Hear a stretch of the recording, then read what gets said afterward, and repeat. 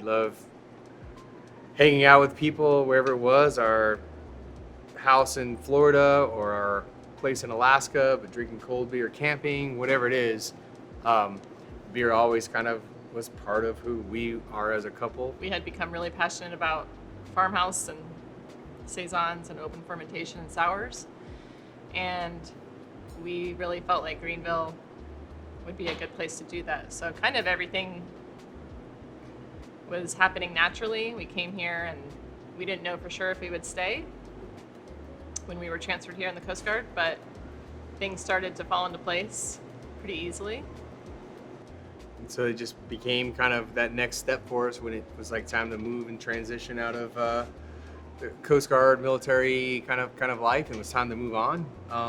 We talked about let's start a brewery. Let's figure out how to do this thing. We had a couple different ways we were going to play that, and we moved to Greenville, and it just dominoes kind of just fell, and we just kind of rode it, and fell in love with Greenville, fell in love with the community here, and just really wanted to bring what we thought we could bring to the table in a great creative community. And that's why we started a brewery, really.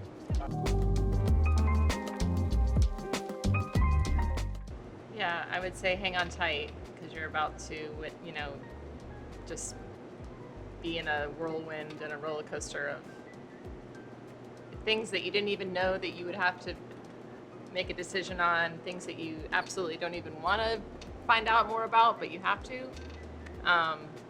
But also, it's just a constant learning experience.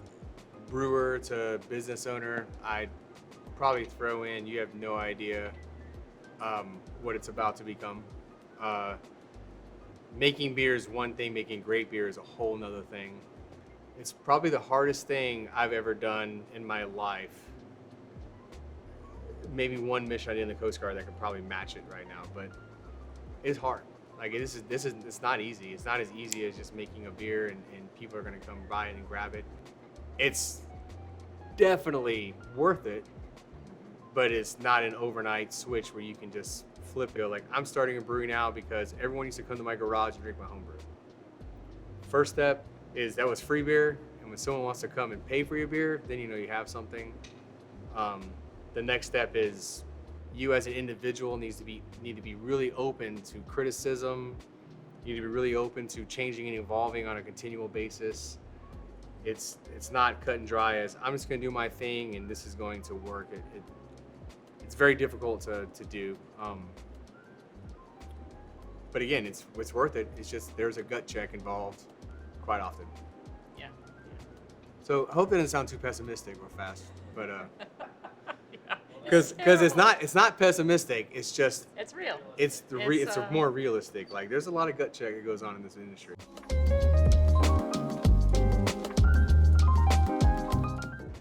The biggest surprise would be opening a brewery that was doing 100% wild Brett beer in light lager country, South Carolina, and having 3,000 people come through our doors on a regular basis. That's probably the biggest surprise. When we started Burst Fly South, we're like, all right, we're gonna do something we're passionate about, what I like to brew, what we like to drink, and kind of like how I grew up making beer, and we're gonna do that here. Man, it's opposite of what everyone else does. We're just gonna do it. We think it fits, we think it can work, we think, and then I guess the surprise would be that it actually did. Yeah, it has been a surprise to see, kind of running 3 businesses in one and having to manage that. And so you've got the tap room, and you're managing the people, customers and the staff, and then distribution, and then the brewing of the beer itself, and the keeping on top of ingredients and supplies and all of that. Yeah, 2 breweries. And now it's 2 breweries. So, you just can never imagine all of the tiny details that go into everything until you're in it. And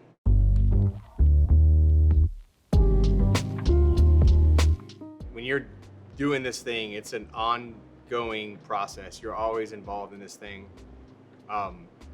Changes, evolving, tweaking, everything that goes into this business. And then when something hits, you get that beer that people are really excited for or are going to grab onto, or you get lucky enough to win awards or any kind of accolades or something like that.